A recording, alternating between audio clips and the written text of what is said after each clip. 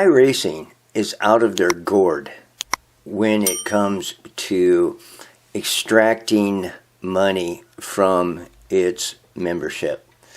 Now, it's no mystery that iRacing is the most expensive racing simulator or racing game on the market. And what I thought I would do is to provide something that I think is rather shocking in relationship to just how absurd iRacing has become with their pushing of content onto membership and attempting to extract from membership every possible dime. Now, I've gone to the Go Racing main page, and it just happened to pull up the one series that I run basically exclusively on iRacing, which is the classic Lotus, the Lotus 79. Still has to be ranked, in my opinion, as in the top 3 of the best simulated racing vehicles that's ever been created. Unfortunately, iRacing has not mucked it up. In fact, they actually recently improved it with its graphics and more era period design. Kind of a lack for words there. So, in order to demonstrate just how nuts iRacing has gotten in their desire to extract money from membership as much as they can, I scrolled down to the SCCA, Spec Ford Record Challenge. I actually have, of course, this is a very old car in content, and most people of long duration with iRacing own it.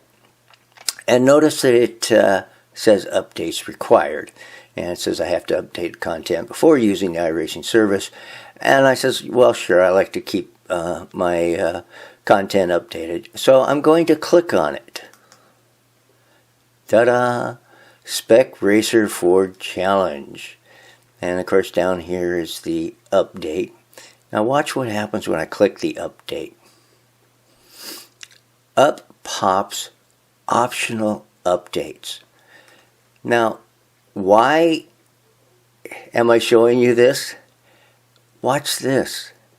This little basket, this little shopping cart right here indicates the need that you have to purchase this vehicle. In fact, it comes up and says, you do not own this package, but you may download it. Okay, you might be able to download it, but you can't drive it or use it unless you buy it. Now watch what happens as we slowly begin to scroll down. Well, that wasn't too slow. Let's start over again. And look at the content on iRacing that requires to be purchased. It's insane.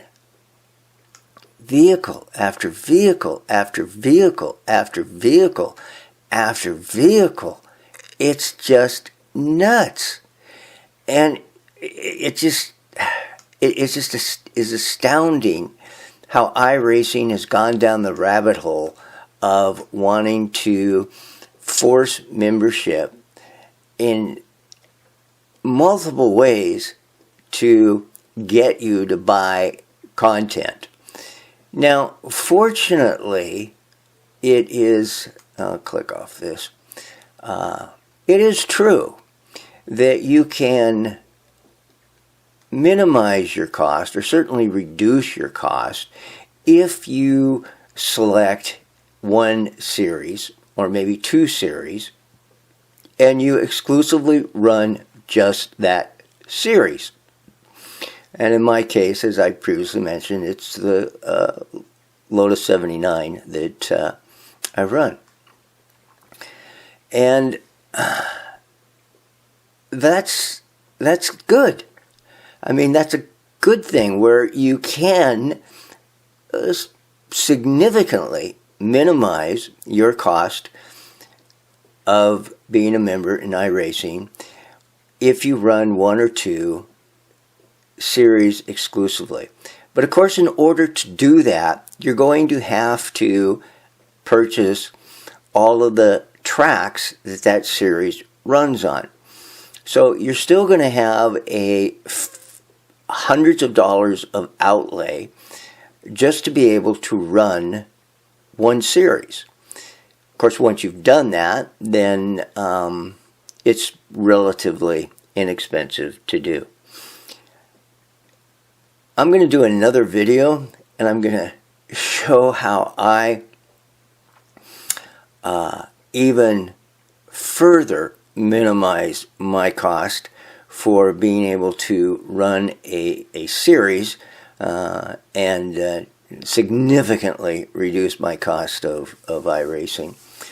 So anyway, I just wanted to throw this out that iRacing continues to just absolutely go down the rabbit hole where you buy content, content